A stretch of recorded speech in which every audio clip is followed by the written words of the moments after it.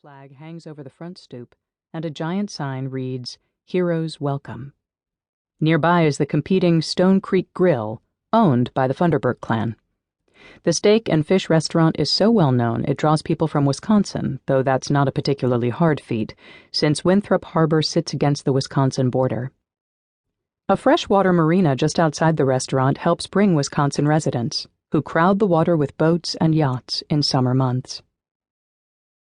"This place ain't nothing but a little jerk town, always has been," says one longtime Winthrop Harbor resident.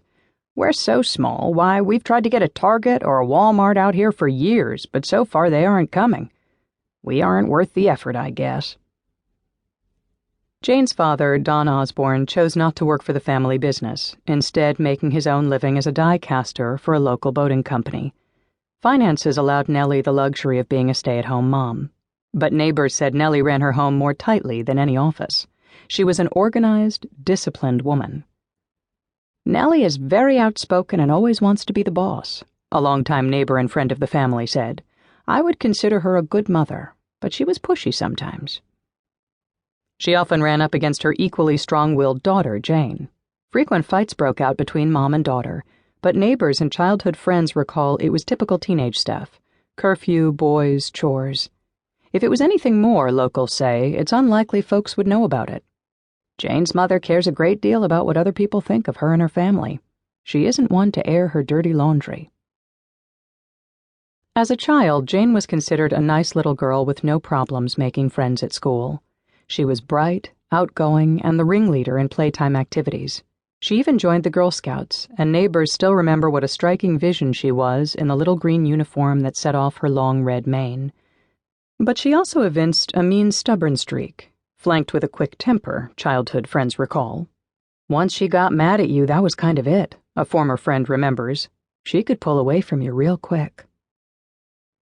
She temporarily attended Zion Benton High School, but when a rash of schoolyard fights broke out, Nellie decided to send her daughter off to a private, non-denominational Christian school in Grays Lake, Illinois, about a 30-minute drive from her home.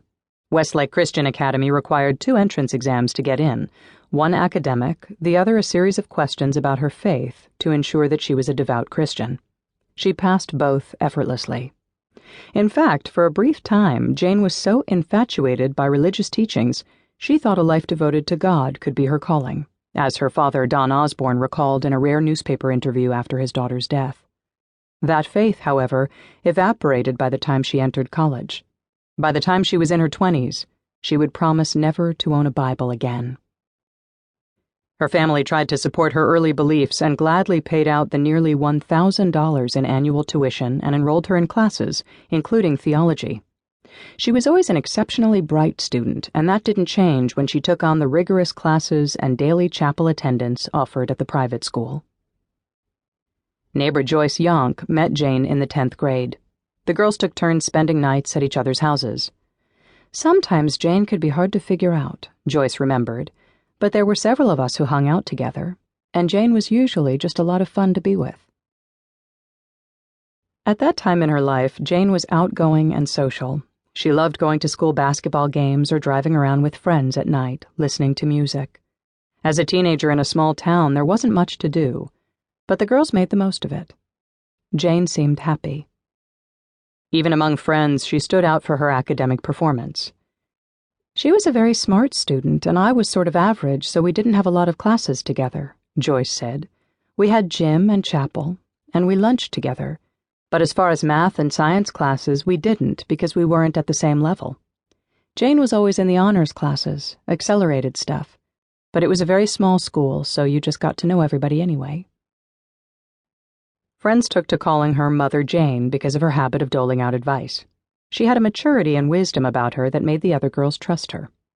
Joyce spent many hours on the phone to Jane, confiding her boy problems, taking comfort in whatever guidance Jane had to offer. Jane reveled in delving into her friends' problems. Yet oddly, when it came to herself, she was quiet to the point of being secretive.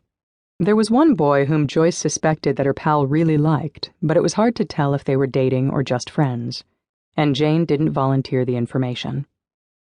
She was quieter still when it came to sharing information about her mother, father, sister, or even the grandmother she'd grown to adore.